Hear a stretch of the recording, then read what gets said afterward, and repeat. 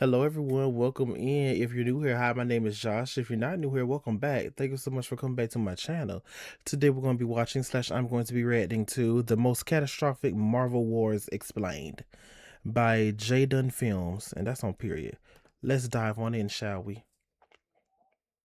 The Celestial War is the oldest and most foundational conflict in the Marvel Universe. I'm trying to look and see, cause I seen Eternals, one of these niggas, and they won't really have to be the same color. Maybe it's this one. Cause I know the Infinity Stones from the comic books and in the movies are different colors. Maybe it's this one. One of these niggas was in Earth. In Earth, created Earth, something like that. Some type of shit like that. An ancient event that Spoiler alert for the movie Eternal. Spoiler alert. predates even the multiverse itself. In the beginning, there was only the first firmament, the original sentient universe, perfect, eternal, and alone. From its divine essence came the aspirants, loyal cosmic beings who worship their creator. But from among them emerged a rebellious faction, colorful, powerful entities who crave change, evolution, in the chaotic cycle of life and death. These were the Celestials. To the first firmament, their desire for transformation was an act of betrayal. What followed was a war not just of might, but of meaning, order versus progress, stasis versus growth. The aspirants, wielding godlike weapons, including the fearsome god-killer armor, clashed with the Celestials in a war that shook the very core of existence. But the final blow didn't come from the Celestials. It came when the aspirants themselves fell into civil war over how to use their devastating power. Seizing the opportunity, the Celestials struck, shattering the first firmament into fragments. From this destruction came something entirely new, the birth of the second cosmos and the creation of the multiverse. The Celestials became the architects of their new reality, and in doing so, they created a new class of caretakers, the Omegas, later known as the Beyonders, to safeguard the balance of infinite realms. Though the Celestials claimed Beyonders, they created a new class of caretakers, the Omegas, later known as the Beyonders, to safeguard the balance of infinite realms. Though the Celestials claimed victory, the war's scars ran deep. Excuse me. Okay. Oh wow. Okay, the Beyonders. Yeah, and I heard of the Beyonders. So, okay, Beyonders. The Beyonders were created by the Celestials. The Celestials. That's fucking crazy. The Celestials killed their creator. Well, shattered their creator. Killed, shattered their creator. And so basically that reminds me of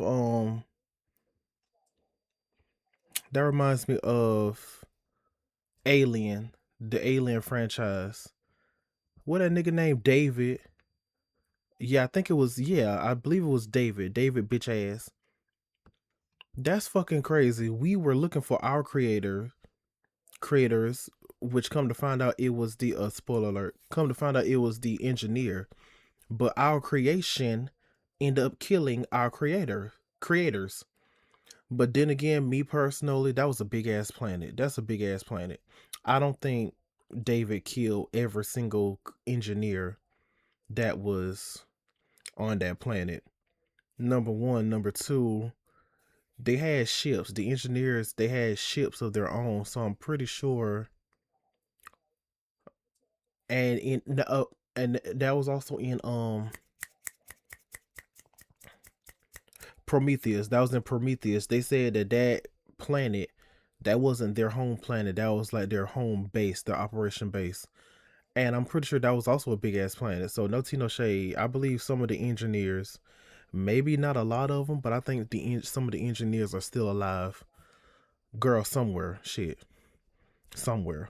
But yes, probably somewhere up in a bigger spaceship, in a mothership, their mothership, grandmothership, shit, fathership. Hey, you never know. Shit. The wounded first firmament did not die, it merely vanished. Lurking in the cosmic shadows, waiting for its return. The echoes of this rebellion shaped the destiny of all future worlds. The Celestial War was not just the dawn of creation, it was proof that even the divine can fracture, and that all perfection, no matter how absolute, eventually gives way to change. After falling in love with death, the cosmic embodiment herself, Thanos seeks the ultimate tribute, The Infinity Gauntlet. universal extinction.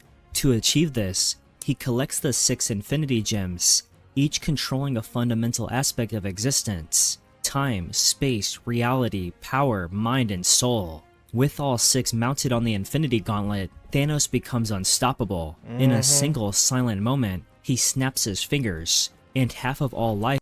Bastard. Single silent moment, he snaps his fingers, and half of all life. Bastard. In the universe ceases to exist. Heroes vanish, planets go dark, and the cosmos trembles. But death remains unimpressed, and Thanos, despite his unimaginable power, grows unstable. What follows is a desperate counter-offensive. Earth's remaining heroes, led by Adam Warlock, Doctor Strange, and a resurrected Silver Surfer, launch a frontal attack. Doctor Strange and Oh, is that She-Hulk? But she's red. Oh, period. And Iron Fist. a resurrected Silver Surfer launch a frontal assault. They are joined by cosmic entities like Galactus, Eternity, and Chaos and Order, each hoping to strip Thanos of godhood. Yet none can match his might. It is not until Thanos, in a moment of arrogance, abandons his physical form to become one with the universe itself, that his grip loosens. Nebula seizes the gauntlet and rewinds itself, that his grip loosens. Nebula seizes the gauntlet and rewinds time. Warlock eventually claims the gauntlet himself, ending the carnage and restoring the universe. Thanos, presumed dead, survives, having learned that omnipotence brings only isolation. In the aftermath, he finds peace, retiring to a quiet farm under the stars. I'm fucking tired. I never knew. Maybe I heard it, but I forgot.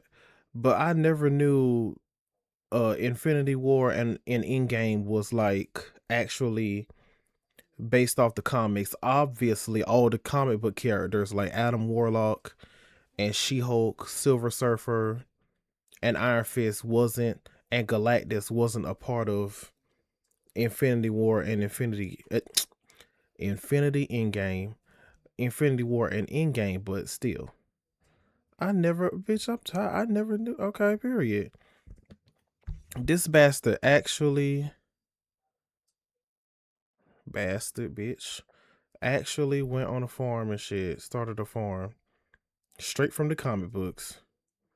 Except he did, Infinity Gauntlet remains one of Marvel's most cataclysmic and philosophical epics, an exploration of obsession, mortality, and the terrifying burden of limitless power. Oh, and death was not introduced in this. Death was nowhere in well, y'all know what I mean. It is the war where half the universe died and was also reborn. So they didn't find Thanos, even still, they didn't find Thanos and just kill him. Period. They did that in the movie, period. Even though they killed him again. Yup, period. They killed him again. Well, dusted him, whatever. So bastard whore, shit. Yes, Monica, not Polaris. Damn, I forgot her superhero name. Annihilation, Nova. Yeah, Nova. Secret Wars 2015 was not merely a crossover, it was the death and rebirth everything Marvel had ever built. Orchestrated by the Beyonders, shit. The collapse began with a sinister plan: embed a version of Molecule Man into every universe, each one designed to detonate at the same moment. One by one, entire realities were wiped out through multiversal incursions, cataclysmic events where Earths collided and only one could survive. As worlds perished, even the greatest heroes and villains could only delay the inevitable. But one man found a way to What? challenge destiny, Doctor Doom. Joining forces with Molecule Man and Doctor Strange, Doom confronted the Beyonders directly and seized their power. From the ashes of the multiverse, he crafted Battleworld, a patchwork planet forged from fragments of dead realities. As God Emperor Doom, he ruled it with absolute authority. Time became meaningless. 8 years passed under his iron reign, enforced by an army of alternate universe Thors. Memory of the old worlds faded, enforced by an army of alternate Bitch, come on, Black Thor. And I think that's a woman. Come on, Black Thor. Look like a medieval Thor.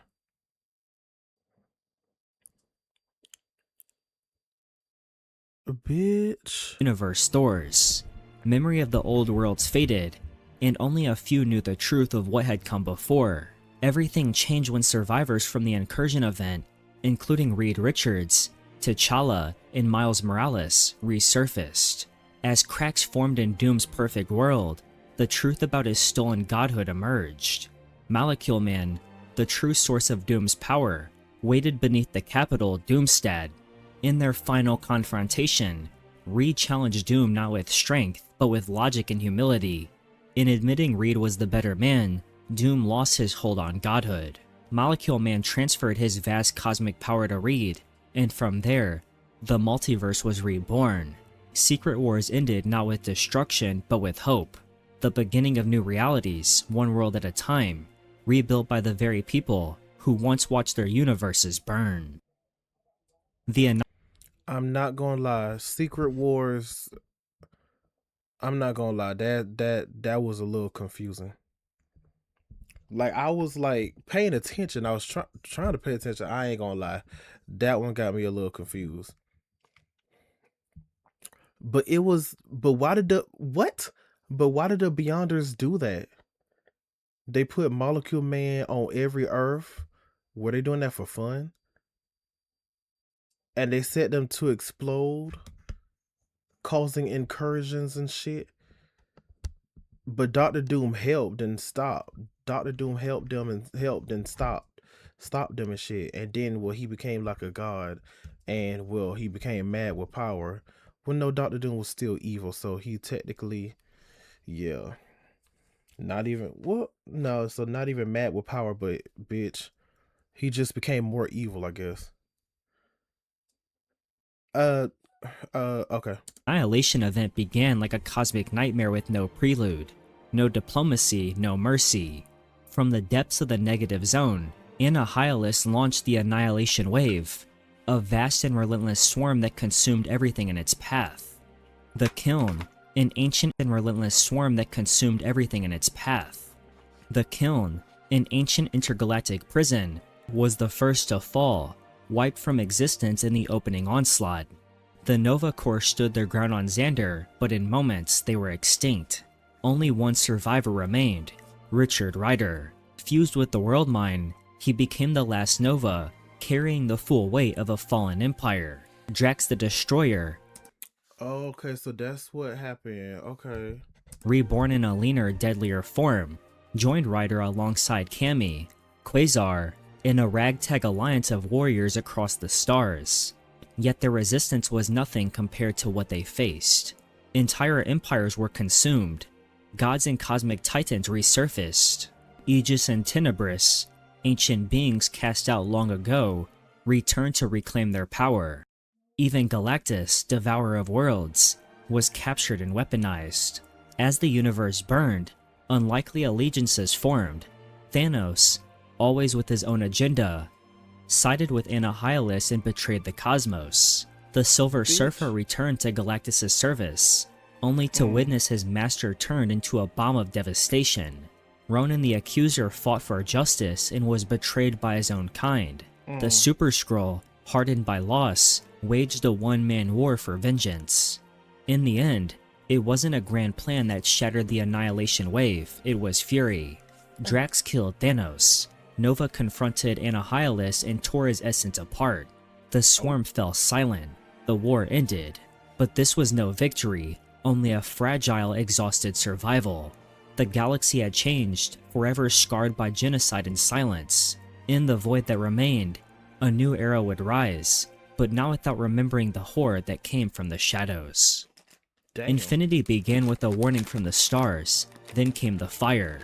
The Builders, ancient architects of the universe, declared Earth a fracture point and launched an unstoppable armada to erase it from existence. They moved like gods of death, their alophs and world killers reducing civilizations to ash. The Avengers, outmatched and scattered, allied with the Galactic Council in a last-ditch effort to halt the cosmic tide.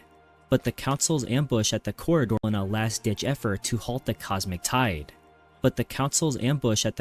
was a trap. They never stood a chance. In minutes, a third of their forces were gone, and Earth's protectors were captured or left stranded in space. Hope was buried beneath the rubble of fallen worlds. Refugees fled to the Ringworld Behemoth, only to be slaughtered by another Builder's strike. 40 million lives lost in moments. Oh my God. The Builders didn't want conquest, they wanted a purge, and their target was Earth. In the darkness of interstellar war, Captain America emerged not just as a soldier, but as a strategist, offering the last sliver of resistance a fighting chance. But against an enemy that shaped galaxies, even that might not be enough. The fate of the universe would be decided not in grand battles, but in survival. House of M is not just a story.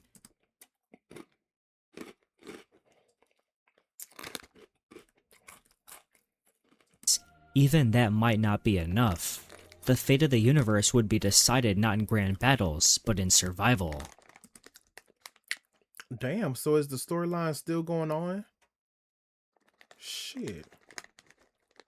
House of M is not just a story, it's a psychic rupture in the Marvel Universe, a war fought in the mind and written in the DNA of reality itself. After suffering unbearable loss and grief, Wanda Maximoff spirals into madness. Her powers, capable of altering the very structure of existence, begin to fray the universe. Fearing the collapse of reality, the Avengers and X-Men came together to face a grim decision. Should Wanda be stopped permanently? Before they can act, Wanda reshapes the world. In an instant, Earth is reborn into the House of M, a utopia where mutants rule, humans are the minority, and every hero lives their heart's desire. Spider-Man is married to Gwen Stacy. Steve Rogers is an old man who lived a full life. Oh. Okay, so Endgame took that from House of M. No tea, no shade. I thought House of M, I was confused. Well, I was mistaken. I thought House of M, so basically House of Maximoff. I thought House of M was when Magneto had that big ass asteroid, that big ass planetary asteroid or whatever, for all the mutants to live on or something like that. But then cause I got the X-Men series on DVD. And if I remember correctly, something happened. It crash landed, something like that. Or they stopped him, or I can't remember exactly what happened. And then that's when they decided to turn the island of Genosha, the island of Genosha into a mutant paradise. I think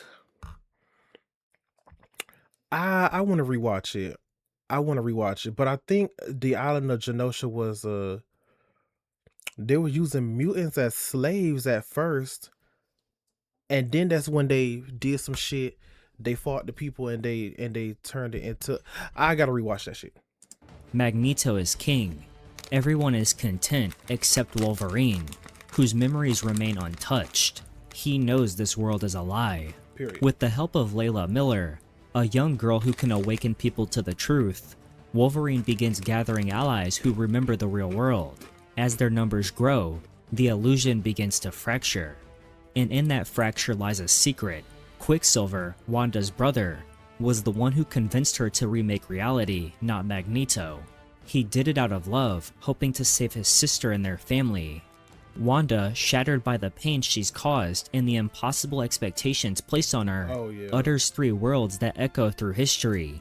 No more mutants. Yep. With that, she reshapes reality once more, depowering over 90% of the world's mutants overnight.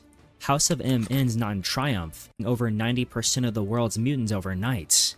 House of M ends not depowering over. What is that's beautiful. What is Oh, that's somebody is that's, I guess it's different versions of Wanda or something.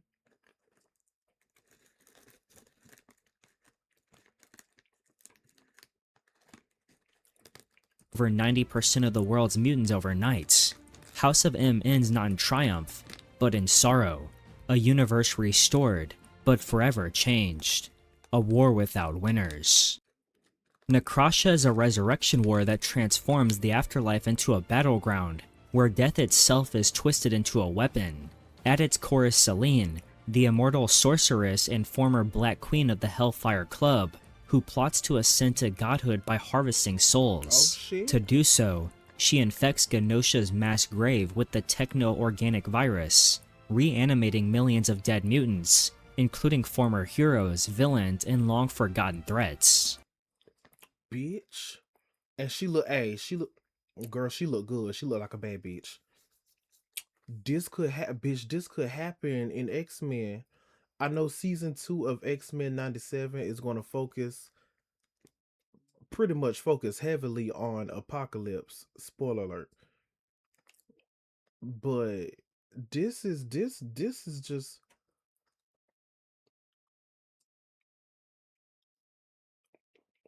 because if you seen X-Men 97 episode 5, bitch, that shit had me crying, bitch. I was crying at the end of that. But no, I'm pretty sure they took their bodies. They took their bodies to the mainland, to US. I don't know, you never know. But bitch, this could happen. Maybe at the end of season 2, maybe in season 3. Yeah, at the end of season 2, leading to season 3. What follows is not a reunion, it's a nightmare. Utopia, Muir Island, and beyond are suddenly overrun by the dead. Fallen friends return with blank stares, and killing in their veins. The X-Men and X-Force are forced into brutal confrontations with the ghost of their past. The crisis escalates when Selene accidentally resurrects Proteus, a reality-warping entity far more dangerous than any corpse. Destiny 2 returns, warning of cataclysms yet to come. As the X-Men struggle on multiple fronts, Selene amasses power by absorbing the life force of her victims, culminating in a horrifying ritual that elevates her into a death goddess atop the ruins of Genosha, now renamed Necrosha. But even godhood has a cost. Betrayed by her own inner circle, Selene meets her end at the hands of Warpath, who drives a mystical dagger, once gifted to her, straight through the heart. The war ends, but its scars linger. X-Force is left shattered and haunted, while the line between life and death in the mutant world grows thinner than ever.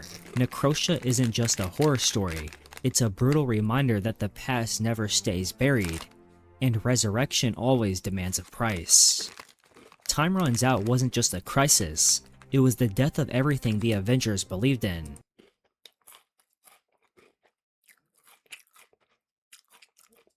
Bitch, even the cover art looks serious as fuck. In the shadow of cosmic annihilation, friendship shattered, ideals withered, and Earth's mightiest heroes became something darker. 8 months after Captain America discovered the Illuminati's secret universe-destroying mission, trust was gone.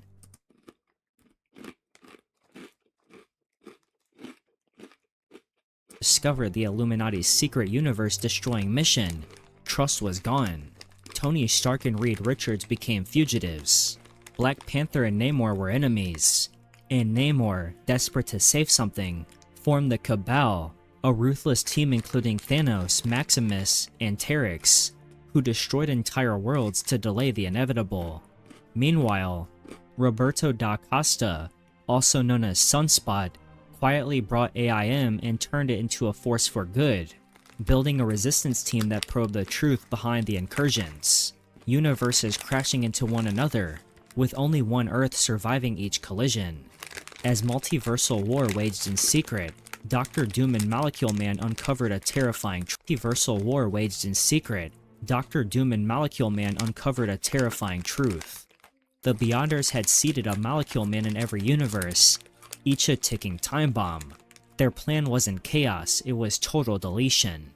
With every Molecule Man Doom killed, reality crumbled faster. So this is pretty much also in Secret Wars. This leads up to Secret Wars. What this and Secret Wars are intertwined. Hope flickered, then vanished. Heroes stopped fighting to win, they fought to escape. Reed Richards, Black Panther, and a handful of others built a lifeboat to survive the end of all things. On the final day, as Earth 616 in the Ultimate Universe collided in the last incursion, Iron Man and Captain America died fighting each other while the world dissolved around them. From the ashes, America died.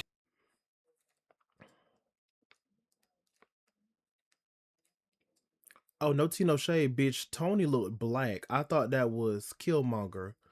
He looked black. No tea, no shade. But I gotta. But right here, he looks like he looks like Caucasian, just with a tan or whatever. Bitch. Fighting each other while the world dissolved around them. From the ashes, only Doctor Doom remained, armed with powers stolen from the Beyonders, ready to play God. Time Runs Out marked the end of the Marvel Universe as it had been known for decades. Everything fell, but in the fall, the foundation was laid for something new. Something forged in the fires of betrayal, sacrifice, in the final ticking seconds of existence. King in Black was not just a battle, it was an extinction-level event dressed in symbiote skin. When the sky cracked and turned black, it wasn't a metaphor. Null, the eldritch god who created the symbiotes before the dawn of time, had arrived. He brought with him an endless swarm of symbiote dragons and 2 reanimated celestials. Puppets of darkness, symbiote dragons, and 2 reanimated celestials. Puppets Oh my of god. darkness twisted into cosmic weapons. Earth's defenses crumbled within hours. Magic failed. Technology collapsed. Heroes were corrupted. The entire planet was suffocating beneath a sky that bled shadow. Null wasn't out for conquest.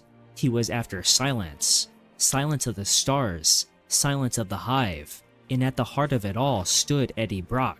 Broken, nearly killed, and stripped of venom, Eddie was just a man again. But Null wasn't the only one with a link to the symbiote hive.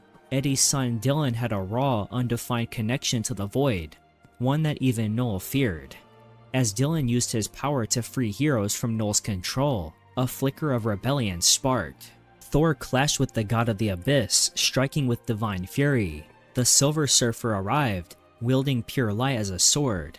Still, none of it was enough. Not until Eddie, dead but not done, was resurrected by the Enigma Force, a cosmic power known as the God of Light. Transformed into the ultimate host, Eddie rose as the new King in Black. No longer hunted by the darkness, he was its master. In the final clash, Eddie didn't just kill Null, he erased him. Not with rage, but with a power that brought dawn to the longest night. Age of Ultron wasn't just a war, it was a haunting vision of how the world ends when technology wins. Ultron, the artificial intelligence created by Hank Pym, finally reaches his dark potential by taking over Earth with a ruthless mechanical precision. Cities fall in hours, heroes are hunted down, and even the Avengers find themselves helpless. If only that would have happened, and obviously not just in that one movie, but if only that would have happened, could have happened, probably over the span of 3 movies, pretty much.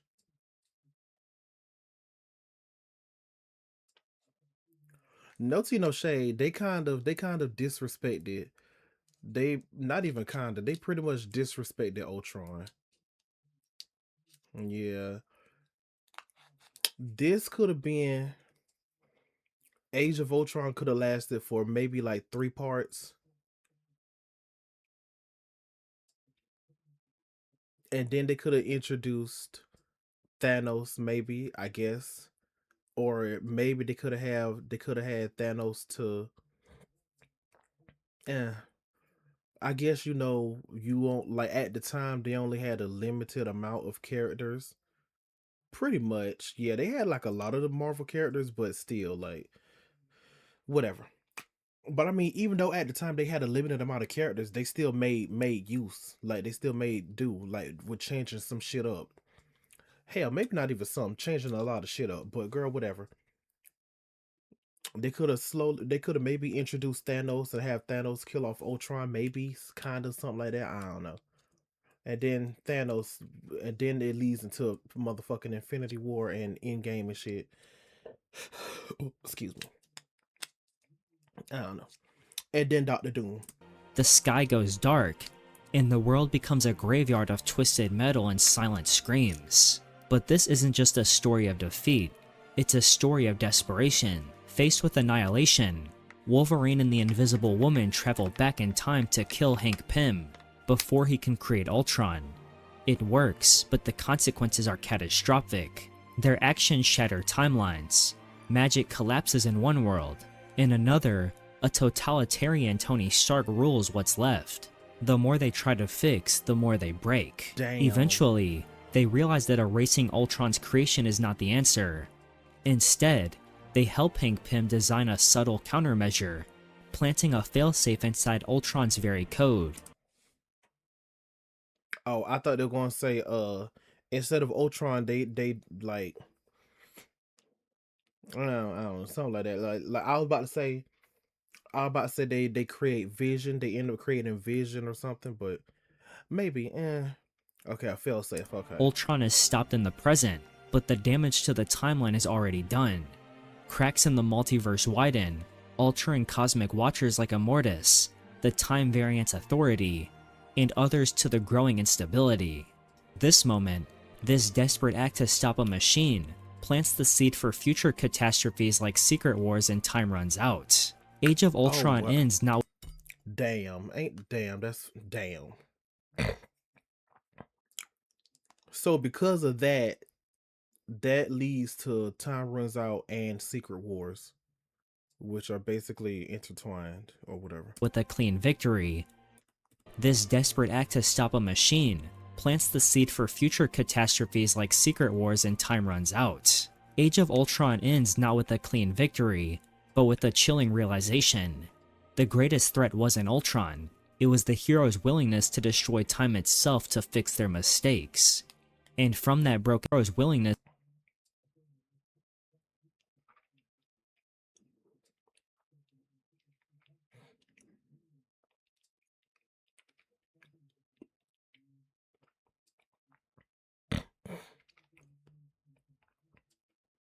Ooh. to destroy time itself to fix their mistakes. And from that broken timeline, far darker threats begin to rise. Curse of the Mutants was a war soaked in blood and betrayal, a supernatural ambush that brought the undead crashing into the mutant world. It began with horror. A vampire bomber detonated in the heart of San Francisco, splattering infected blood across a crowd and killing dozens in broad daylight. But this wasn't random. It was the first strike in a planned assault. At the helm was Xeris, Dracula's ambitious son, who had killed his father and unified the fractured vampire clans under one brutal vision: conquer mutants and weaponize their powers through vampiric infection. His first target was Jubilee. The former X-Man was abducted and transformed into a vampire to bait the X-Men into his trap. Cyclops, facing a threat unlike Empire, to bait the X-Men into his trap. Cyclops, facing a threat unlike any before, made a decision that shocked even his allies. He resurrected Dracula, hoping the fallen lord would take vengeance on his treacherous son. Meanwhile, Blade joined the fight, lending his expertise and edge to a conflict that was as much about survival as it was about moral compromise. Jubilee's struggle became the emotional heart of the war. Could she be saved, or had they already lost her? As the X-Men heart of the war, No tea, no shade. That look like Raven. That look like Raven from the DC comics. No, she didn't, bitch. She killed Storm. No, she didn't. Storm better be knocked out. She better not be dead, bitch. I ain't playing. Could she be saved, or had they already lost her? As the X-Men stormed Xeris' stronghold and Dracula reclaimed his throne, the larger battle came into focus. This wasn't just a vampire war, it was a test of identity. The idea that mutants, so often persecuted and feared, could now become literal monsters sent a chilling ripple through their ranks. In the end, Xeris fell, but the curse didn't end. Jubilee remained a vampire. The undead were now part of the Marvel landscape, and the question remained: how do you fight something that lives inside the ones you love? Messiah Complex was the war that reignited lives Oh, no tea, inside no the shade. Hold first on, I gotta. so often war named his throne. The larger battle came into focus. This wasn't just a vampire war, it was a test of identity. The idea that mutants, so often persecuted and feared, could now become literal monsters sent a chilling ripple through their ranks. In the end, Xeris fell, but the curse didn't end. Jubilee remained a vampire. The undead were now part of the Marvel landscape, and the question remained: how do you fight something that lives inside the ones you love? Messiah Complex was the war that reignited hope, and nearly destroyed the mutant race in the process. In a world where no mutants had been born since the decimation of the X gene, a miracle occurred. The first mutant child since M-Day was born in Alaska. What should have been a moment of celebration instead became a blood-soaked scramble for control. Every major mutant faction, from the X-Men to the Marauders, the Purifiers, the Acolytes, and even the time-traveling Cable. Oh, Cable and his son. Okay, okay. Well, time traveling Cable. I was about to say Cable had two kids, but then again, I guess he did. Okay. Converged on the child, each with their own belief about what she represented: hope, weapon, savior, threat. This was it, the moment that fractured the X-Men and exposed the desperation of a species on the brink of extinction.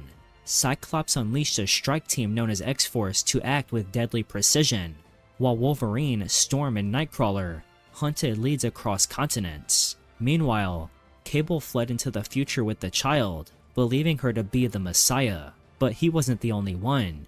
Bishop believed she would cause a future apocalypse. That's right. Okay, yeah. Cable's daughter. Cable named his daughter Hope. Okay. I got a little confused. I thought Reed Richards and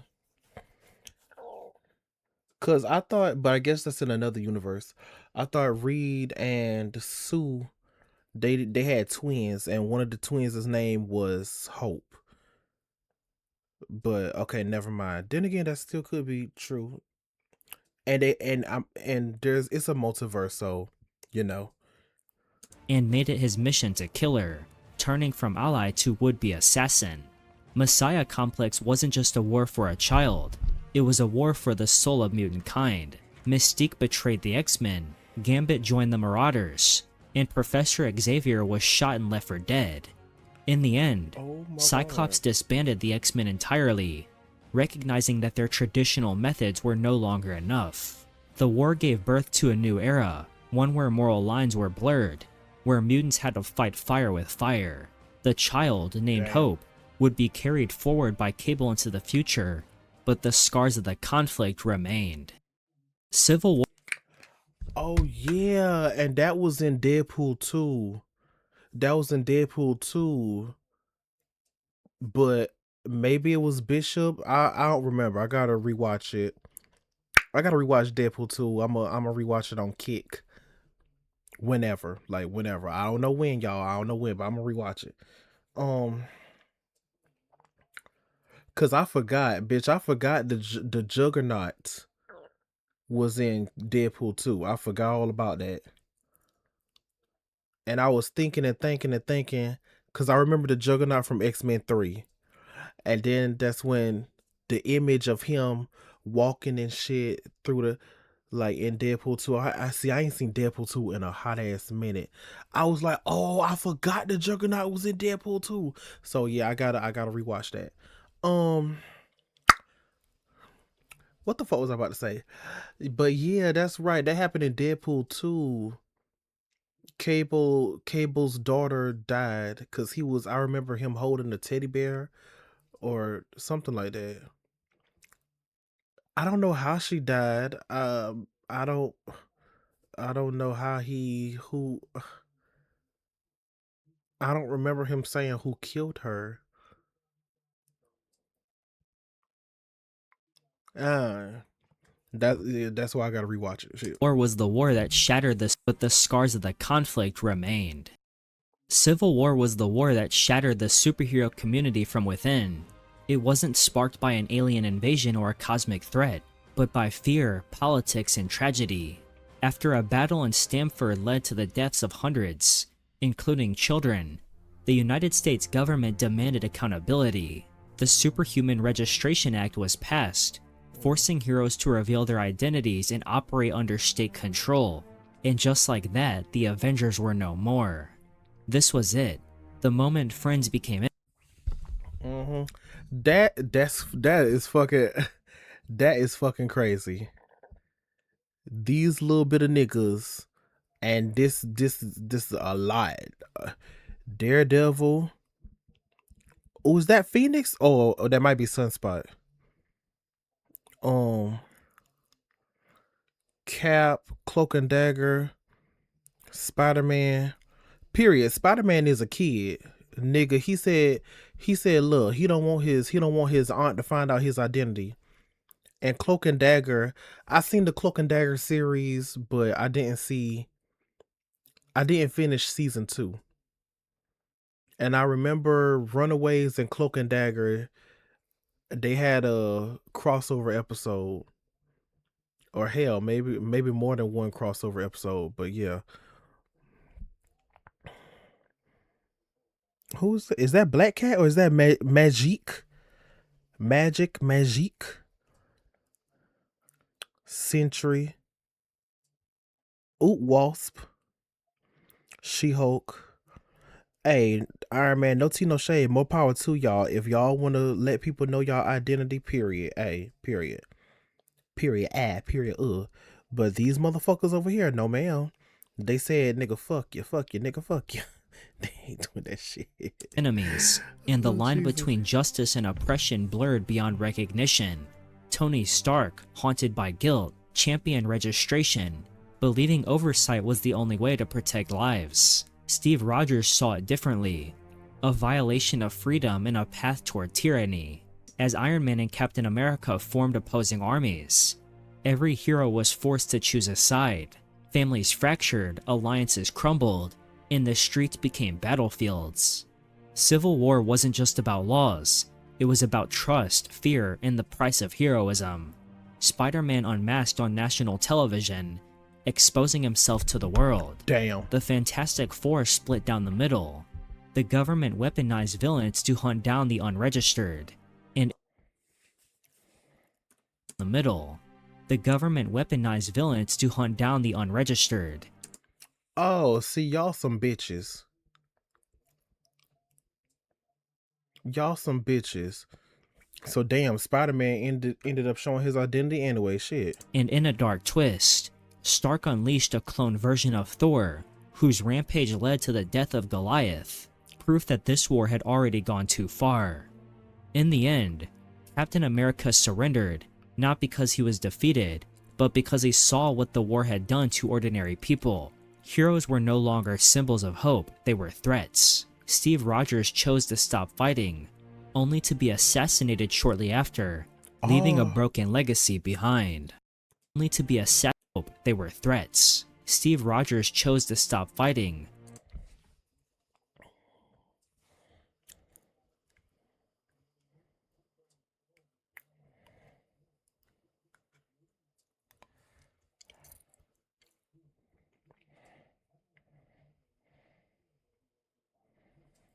You're winning back there. Everything except the argument. I think Carol Danvers.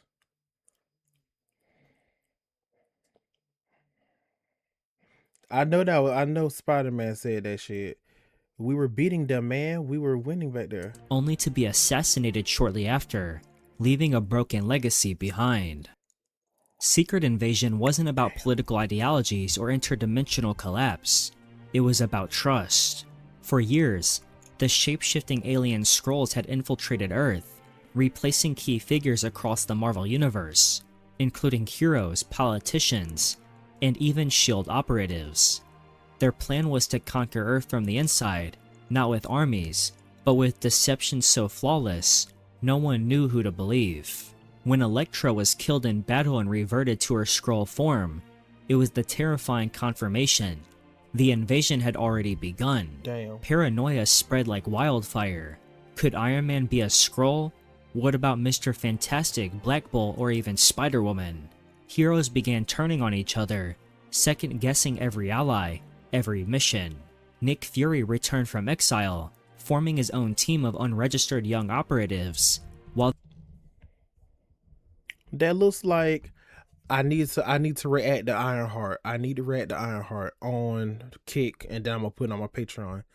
That look like the nigga, the antagonist, one of the antagonists from Ironheart. I don't know his name. Oh, I think that's Ghost Rider. I was gonna say that's Cable, but never mind, that's Nick. the remaining Avengers splintered, divided between those who trusted in S.H.I.E.L.D. and those who no longer believed in any system at all. As the Skrulls launched a full-scale invasion, their sleeper agents activated across the globe, throwing the world into chaos. Savage Land became ground zero for a Skrull ambush.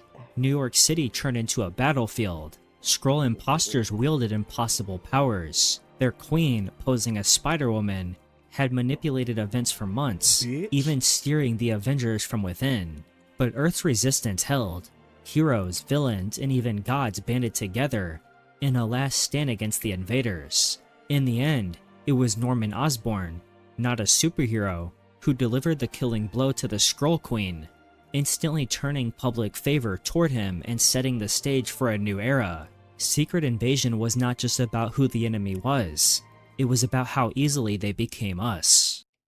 Fear itself was the war that didn't just challenge the Avengers' strength, it tested the world.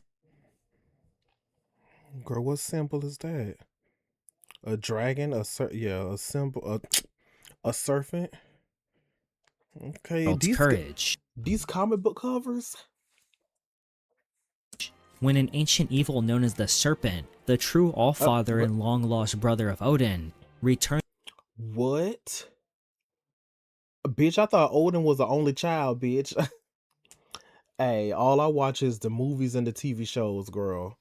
Bitch, I thought Odin was the only child.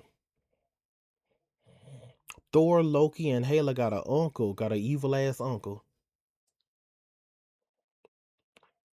Damn, they were just damn. To reclaim his serpent strength, it tested the world's courage. When an ancient evil known as the Serpent, the true Allfather and long-lost brother of Odin, returned to reclaim his throne, Earth fell under a dark wave of terror unlike anything before. His weapon wasn't just destruction, it was fear itself, magnified and weaponized through mystical hammers that fell from the sky, each one transforming those who lifted into godlike monsters, the worthy. Juggernaut Bitch. became Korth, breaker of stone. Hulk became shit. Null, breaker of worlds. Even heroes like Thing were twisted into brutal avatars of chaos. Cities burned, Asgard abandoned Earth, and faith in the Avengers cracked under the weight of global panic. Every blow dealt wasn't just physical, it fractured morale, confidence, and hope. The Serpent fed on this fear, growing stronger with each passing hour. Thor disobeyed Odin's retreat and fought valiantly, even slaying two of the worthy in a desperate stand. Captain America took on the front lines with a broken shield, rallying soldiers who had no reason to believe they'd survive. Meanwhile, Iron Man made the ultimate gamble, sacrificing his sobriety and offering up a piece of his soul to the dwarves of Nidavellir in exchange for enchanted weapons, forged in the fire of gods, capable of standing against the Serpent's might. In the final battle, it was not just strength but unity. Okay, and period. So the dwarves are also from like and Nidavellir. That was in Infinity War. Yeah, that was in Infinity War. Nidavellir, and the dwarves and stuff. But it was only that. But it was only the one dwarf that was left. Sacrifice and defiance in the face of despair that won the day. Thor delivered the fatal blow to the serpent, but at the cost of his own life. And even in victory, the world remained shaken. Fear itself wasn't just about monsters or gods, it was about what happens when fear rules, and how heroes rise not because they are unafraid, but because they choose to stand anyway. Thank you very much for watching this video, and if you enjoyed, make sure to leave a like, comment down below your thoughts on any of the Marvel wars I discussed in this video, and subscribe if you would like to see a part 2 or more videos like this one. Thank you again, and goodbye. Goodbye. Oh. Period. The Celestial Wars. Period. All this damn boy, all this Age of Ultron. They need to do another Age of Ultron. They need to like actually do another Age of Ultron, boy. They slept that one movie with Age of Ultron with Ultron in it and shit. Excuse me. Like no tea, no shade. I like it. I'm just but bitch. Mm-mm. Mm-mm. Bitch, he Ultron, that was something crucial. That was supposed to be the movie Age of Ultron was supposed to be more than one movie, first of all. Secondly, that was supposed to be something crucial. Bitch. Oh, and if they would have did that, that would have led up to that could have like led to Doctor Doom and shit. Goddamn Secret Wars and then was Secret Wars / Time Runs Out. Shit. Bitch. That shit was ooh girl, that shit was crucial. Damn. Already reacted today. I gotta edit the video. Girl, that's crazy. All this right here is fucking crazy. And Infinity Gauntlet, yeah, I didn't know that it was again, unless I forgot, but I didn't know it was based off of like the snap was based off of the comics and shit.